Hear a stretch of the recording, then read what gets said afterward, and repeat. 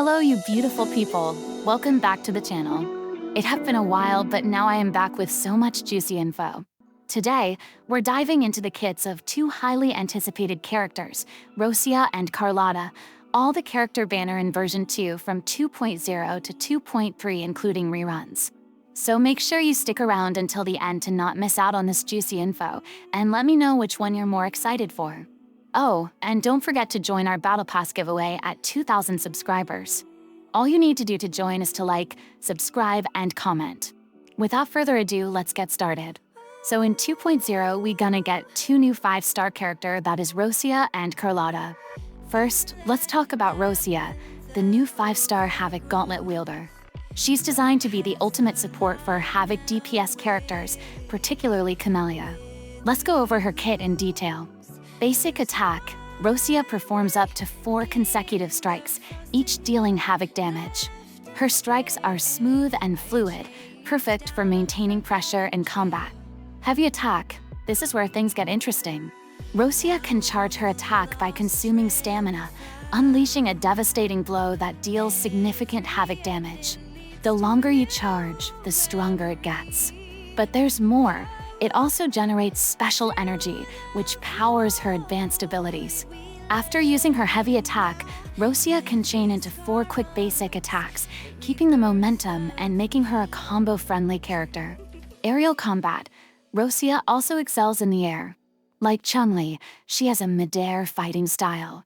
She can perform plunging attacks that consume stamina and deal Havoc damage upon landing. This makes her highly versatile and perfect for players who love flashy, aerial combat. Dodge counter. Timing is everything with Roccia. After a successful dodge, she can retaliate with a counterattack that deals Havoc damage, giving her both defensive and offensive capabilities. Now, let's move on to her skills. Tornado summon. Roccia can summon a tornado that pulls in nearby enemies and deals Havoc damage. It also launches her into the air, emphasizing her aerial combat style. This reminds me of Yang Yan's skill, but Roccia leans heavily into airborne maneuvers. While airborne, she can perform up to 3 descending attacks, each consuming 100 points of special energy. Managing this energy is key, as it's gained through basic attacks, skills, and ultimates. Ultimate ability. Roccia's ultimate buffs her allies in an incredible way. It amplifies Havoc damage by 20% and resonance attack damage by 25% for 14 seconds, or until the character switches out. This makes her invaluable for any Havoc team, especially with burst or sustained DPS characters like Camellia. Finally, her Team Surge module adds even more utility. This ability summons an item that pulls enemies toward the player, creating perfect setups for burst DPS characters. Think of it like Yohu's wheel, but it's only available after casting her ultimate. The synergy between Roccia and Camellia is undeniable. If you're building a Havoc-focused team, Roccia might just be a must-pull. What do you think so far? Let me know in the comments. Now, let's switch gears and talk about Carlotta Mortari. She's the first ever gun user in the game, bringing an entirely new play style. Carlotta is a Glacio DPS, and her assassin-like combat style is as unique as it is exciting. Here's what we know about her kit. Basic attacks. Carlotta's basic attacks consist of 3 stages, which is fewer than most characters, but it's perfect for a gun user. Her sequences are smooth and work seamlessly in both sniper mode and shotgun mode, making this her primary source of damage. Weapon modes. The core of her playstyle lies in her ability to switch between sniper and shotgun modes. Each weapon has its own strengths. Sniper mode offers precision and range, while shotgun mode delivers devastating close-range damage. Dodge mechanic. Her dodge isn't just defensive, it's integral to her kit. Dodging allows her to switch weapon modes, creating dynamic combos mid-combat. For example, you can seamlessly transition from sniper to shotgun with a well-timed dodge. Ultimate ability. Carlotta's ultimate brings a QT mechanic, similar to Yohu's ultimate. During her ultimate, you can choose between sniper or shotgun mode. Basic attacks in this mode are heavily buffed, with unique animations that truly showcase her assassin vibes. But that's not all. Carlotta's kit also features resonance skills.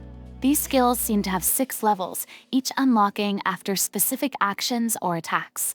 The details are still unclear, but it's clear that these resonance skills will be the core of her power. Outside of combat, Carlotta might bring some unique mobility options. Being a ninja-like character, she could have a sprint mechanic that rivals Shorekeeper's butterfly mode. In combat, her movement is expected to be incredibly smooth, making her feel agile and responsive. Her playstyle is shaping up to be something truly unique, and the hype around her is definitely justified. So, there you have it, Roccia and Carlotta, 2 incredible characters that bring something entirely new to the table. Roccia's synergy with Havoc DPS units makes her the perfect support, while Carlotta's dynamic gunplay and assassin aesthetics promise a gameplay experience we've never seen before. Alright, now let's move on to the rest of 2.0 banner. The first half will feature Carlotta and Zhezhi rerun as the double banner, while the second half will feature Roccia with Jinhsi rerun. And yes, the version 2 banner will all be double banner, so prepare your strike to pull for these amazing characters.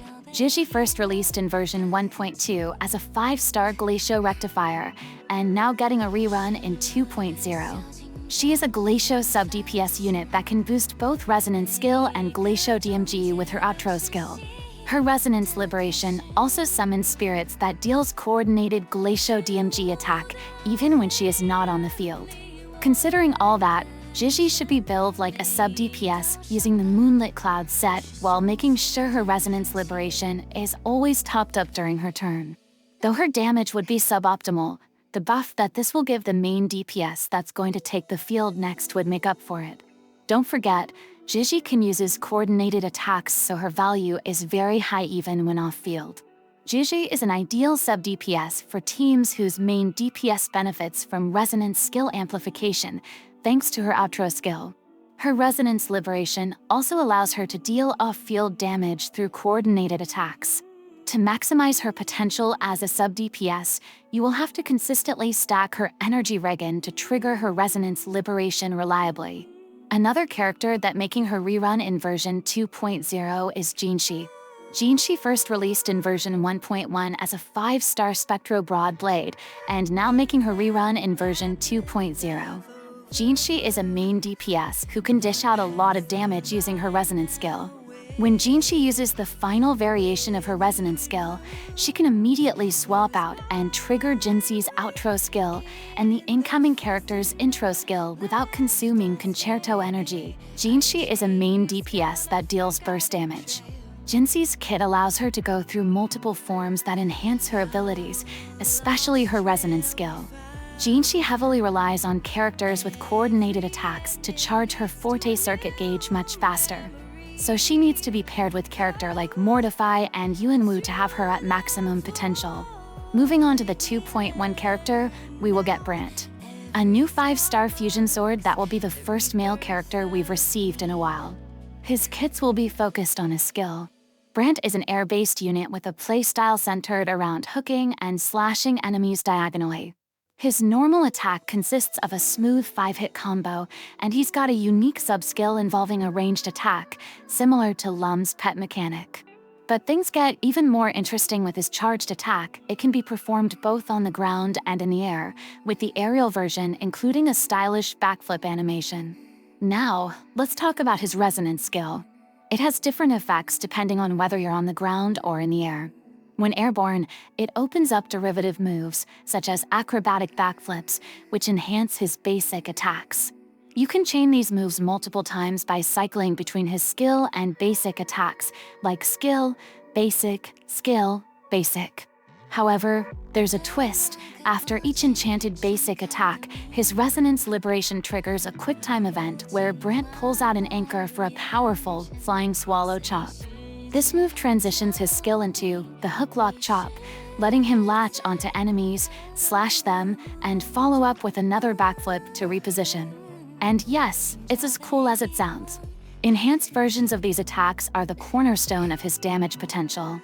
When used in the air, his skills function similarly, but end with him landing on the ground while slashing enemies along the way.